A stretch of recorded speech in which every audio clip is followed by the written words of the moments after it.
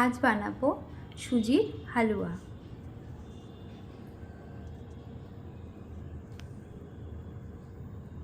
কড়াইয়ে একটু ঘি নিয়ে নিলাম। ঘিতে কাজু আর কাঠবাদামটা হালকা একটু ভেজে নেব। ঘিটা গরম হয়ে গেছে, এবার কাজু আর কাঠবাদামটা ভেজে নেব। আমি ওই ঘিতে আর একটু ঘি দিয়ে নেব, হাফ চামচের মতো।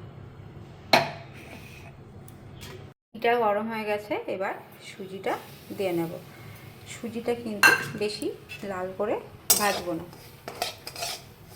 সুজিটা আমি নিয়েছি মাঝারি সাইজের বাটির হাফ বাটি।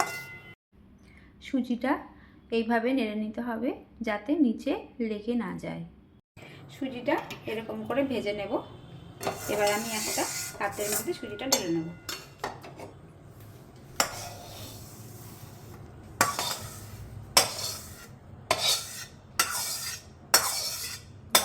চিনিটা দিয়ে আমি ক্যারামেল তৈরি করে নিয়েছি।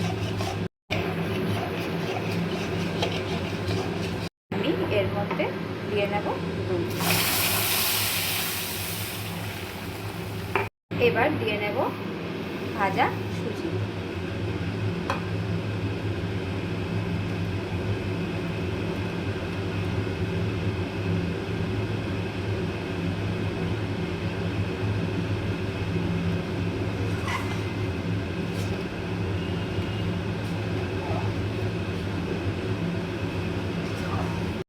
সুজিটা ঘন হয়ে আসলে এই কাজু আর কাঠবাদাম ভাজাটা দিয়ে নেব। তোমরা চাইলে দুধের বদলে জল দিয়েও করতে পারো। সুজিটা হয়ে গেছে, এবার আমি সুজিটাকে একটা পাত্রের মধ্যে তুলে নেব। এই দেখো, সুজির হালুয়া রেডি।